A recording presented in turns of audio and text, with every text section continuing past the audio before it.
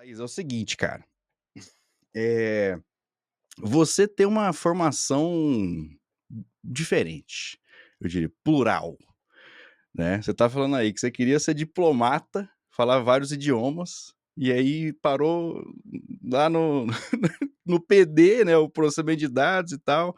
E depois? Você gostou da área, falou assim: "Gostei, quero continuar". Aí você fez faculdade e tal, como é que foi os próximos passos aí? Então, durante o ensino médio, eu me perguntei: "Thaísa, o seu sonho é ser diplomata? Diplomacia é meio ou é fim para você?", né, seu sonho é fazer relações internacionais? Porque tem gente que tem o sonho de uma profissão, tem gente que Uhum. tem o sonho de ser programador, tem gente que tem o sonho de ser engenheiro, tem gente que tem o sonho de ser piloto de avião, né. Mas eu percebi que o meu sonho eram os elementos que envolviam a profissão, e não necessariamente a profissão. Até porque quando eu tomei essa Entendi. decisão, foi assistindo o Jornal Nacional e vendo uma pessoa declarando que era diplomata. Então, assim, eu não conhecia diplomatas. Não Aham. tinha ninguém, assim, na minha família que fez relações internacionais ou direito. Então, foi uma Via decisão que eu só o tomei. glamour, né, só É, viagens e tal. foi uma decisão que eu tomei baseado muito naquilo que eu tinha de informação no momento. E o meu momento era extremamente limitado, né. Então, no terceiro ano do ensino médio, lembra que eu falei pra você que o jogo virou? Sim. Uma das coisas que aconteceu foi eu ter sido selecionada pelo Cutuca para ir com outros 7 alunos para o intercâmbio na Espanha. E então, pela Puxa primeira vida. vez, eu saio do país e não era através da diplomacia, era através da tecnologia.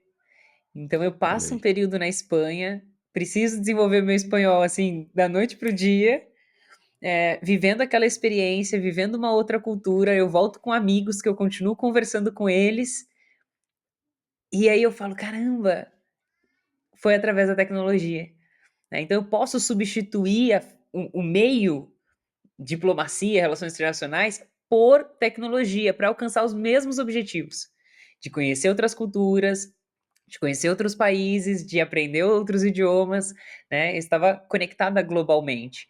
Então eu percebi que através da tecnologia eu poderia fazer isso. E aí um outro acontecimento importante também, foi no meu terceiro ano do ensino médio que eu participei de um programa chamado Jovens Embaixadores.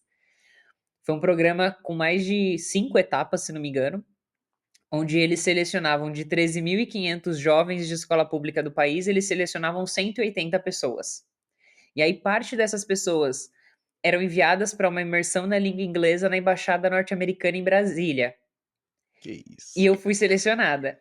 E é engraçado porque eu nunca Caraca. tinha feito um curso de inglês na minha vida. Eu sempre tinha estudado sozinha, assim, pela internet. E deu certo. E aí eu lembro quando eu fui selecionada e fiz essa viagem, isso foi tudo no mesmo ano, tudo no terceiro ano do ensino médio.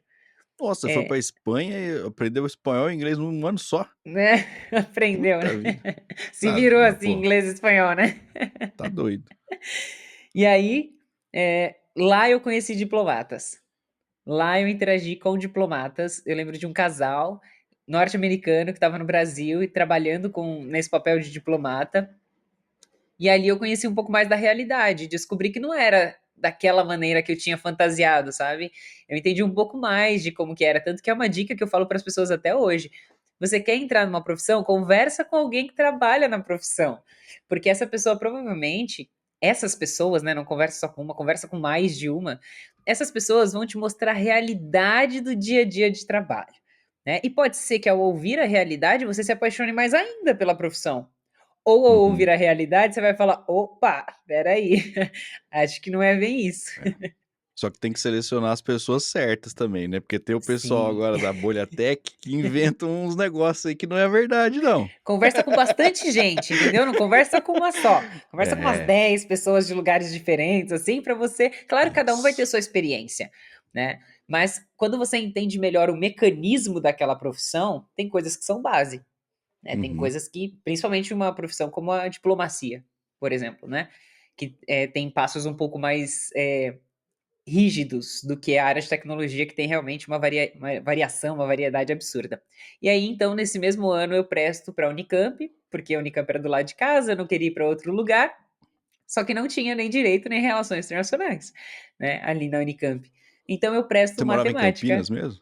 eu morava em Valinhos. Valinhos. É, do Morei em ladinho. Hortolândia. Hortolândia, do lado É. também. E aí, então, eu presto matemática e sem achar que eu podia passar de primeira, eu passei.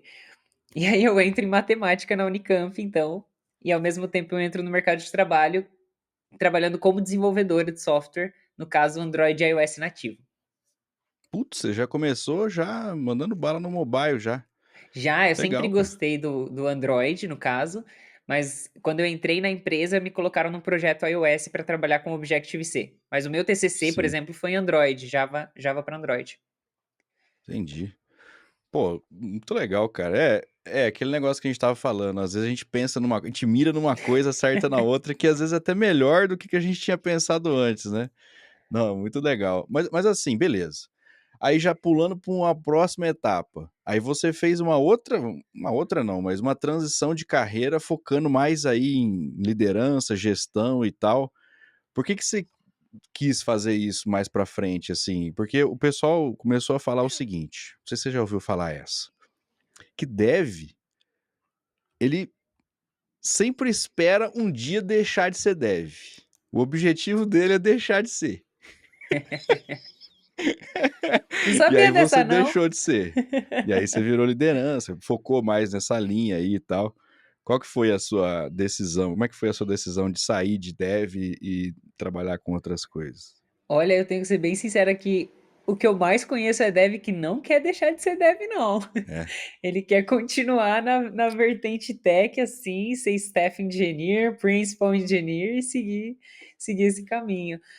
No meu caso, eu trabalhei como dev até mais ou menos, assim, de júnior para pleno.